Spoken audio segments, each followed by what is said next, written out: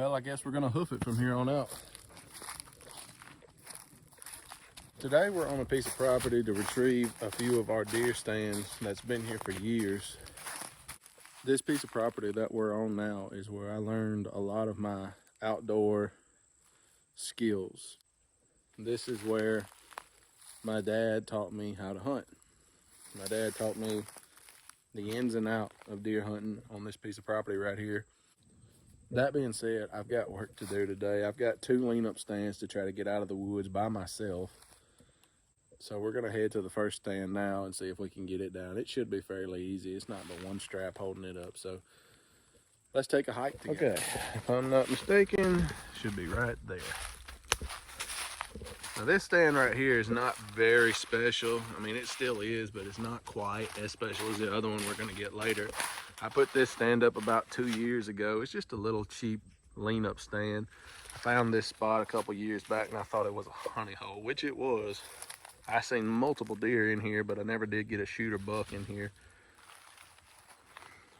So now we have to tackle getting this thing down without breaking our neck.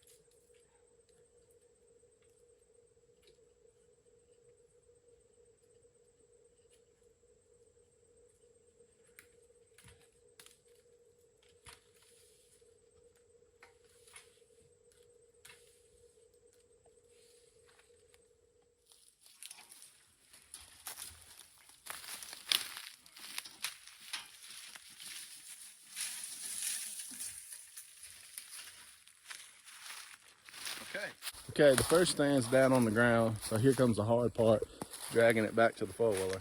I've got a trailer outside the woods that I'm gonna load these stands on just to get them back home. This isn't gonna be that big of a task. It isn't gonna be that hard.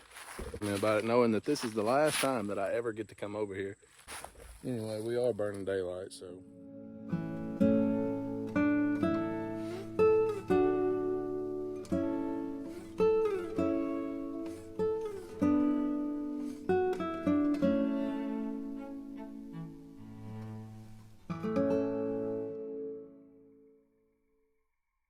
We got one, and it wasn't too hard. Just really dense, really dense woods. The second one, I don't think it's gonna be as hard. It looks like it kind of widens out a little bit up there. But this stand that we're going to get now is gonna be a little bit difficult for me to get. Not as in hard to get out, but this stand that we're going to get now is a stand that I killed my very first deer out of. I've hunted in this stand with my dad, with my grandpa, with my cousins, and I honestly hope to take my kids out of this very same stand that I killed my first deer out of and give them the opportunity to kill their first deer out of. I guess we have to do it anyway, so let's head to the next stand. Okay guys, we made it here. I'm gonna show you this stand and then I'm gonna tell you what it means to me. This tree stand right here was the tree stand that I killed my very first deer out of with my dad. He made this deer stand when I was 8 or 9 years old. It had to have been 8 years old because he put it up when I was 9. So this tree stand has been here for the last 19 years. And it's still here. That's incredible to me. If you guys would give me a couple minutes and let me get this stand down on the ground, then maybe I can slow down a little bit and tell you why this is such a moment for me. Wow, that's hard to believe. Every time I've come over here for the past, like I said, 19 years, that stand has been on that tree. It's incredible to me that that stand didn't grow into the tree as long as it's been there, but wow, 19 years. And that's the first time it's ever been on the ground since it was put up. That is absolutely mind-boggling to me. This has been a staple of my life for a long time. Whenever I wanted to go deer hunting, this was my fallback place. When I said, I don't want to go here, I don't want to go there, I don't want to travel very far, I'll just come here. and now that's not here no more. And that's really something. But I got to get this on the trailer. When I get it on the trailer, then me and you guys are going to sit down and I'm going to talk to you a little bit more.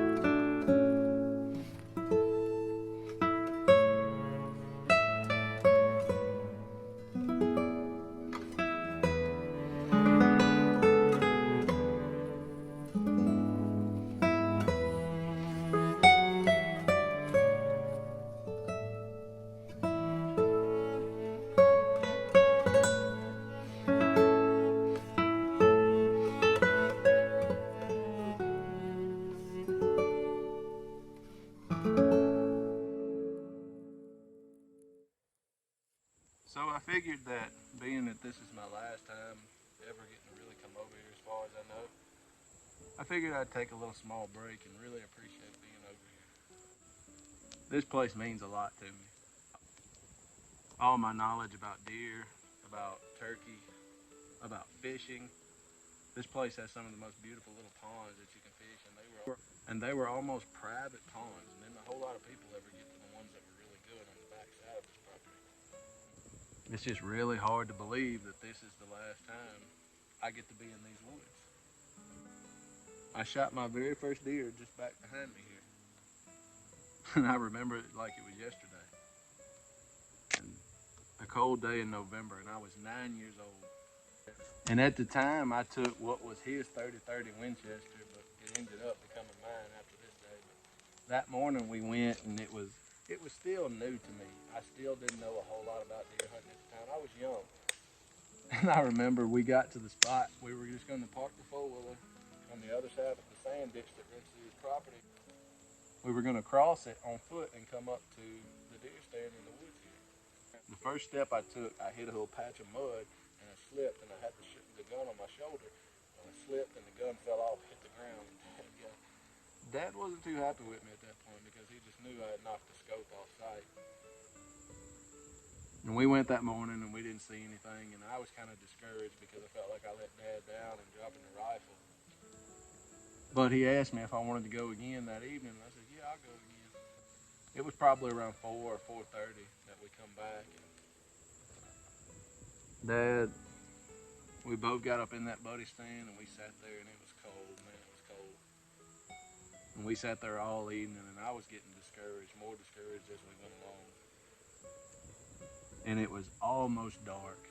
I mean, you could barely see in front of you, but you still had just enough light to them. And I was about to unload the rifle. I was getting ready to get out of the stand. It was almost like he had a sixth sense about what was about to happen because I didn't hear anything, I didn't see anything. But he told me to wait just a few more minutes. And I could hear something walking through the leaves, and it slowly got louder and louder and louder until finally a deer walked out in front of us. It was probably about 60 or 70 yards away from us.